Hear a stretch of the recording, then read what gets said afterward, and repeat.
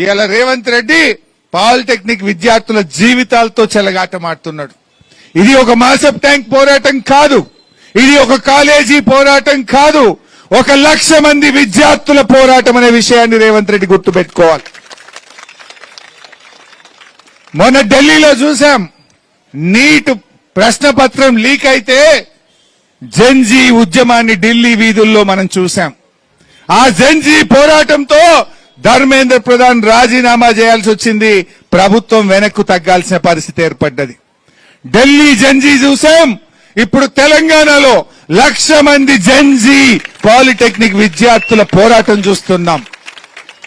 గత 20 రోజులుగా ఈ జెన్జీ విద్యార్థులు, ఈ పాలిటెక్నిక్ విద్యార్థులు 20 రోజుల నుంచి జీవో 97 రద్దు చేయాలని మీరంతా కూడా పోరాటం చేస్తున్నారు.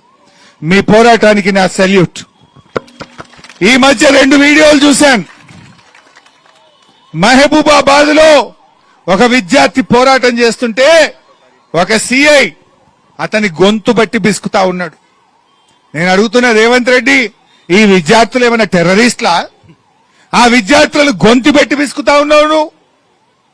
మొన్నెక్కడో ఒక పోలీస్ అధికారి ఒక పాలిటెక్నిక్ అబ్బాయిని సూర్యాపేటలో అరెస్ట్ చేస్తే పాలిటెక్నిక్ అమ్మాయిలంతా పోయి చుట్టుముట్టి ఆ అబ్బాయిని విడిపించి తీసుకొచ్చిన వీడియో కూడా మనం చూసాం.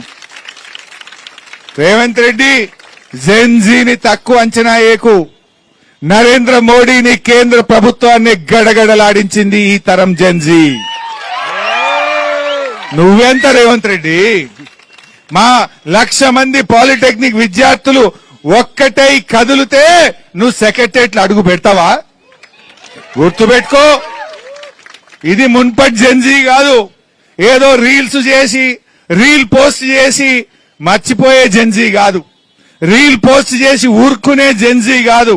అవసరమైతే రోడ్ల మీదకి వచ్చి తమ భవిష్యత్తును కాపాడుకునే జెన్జీ ఈ తరం జెన్జీ.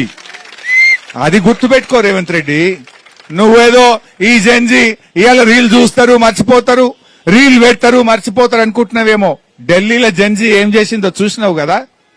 నేను నీకు చెప్తా ఉన్నా, సెప్టెంబర్ 7వ తారీఖు అసెంబ్లీ స్టార్ట్ కాబోతా ఉంది. అసెంబ్లీ స్టార్ట్ అయ్యే లోపు జీవో 97 రద్దు చేయాల్సిందే అని చెప్పి మేము డిమాండ్ చేస్తా ఉన్నాం. లేదంటే ఈ 1,00,000 మంది విద్యార్థుల గొంతుకగా, మీ పూర్వ విద్యార్థిగా రేపు అసెంబ్లీలో మీ పక్షాన గలం విప్పుతాం, పోరాడతామని చెప్పి కూడా ఈ సందర్భంగానే మనవి చేస్తా ఉన్నా.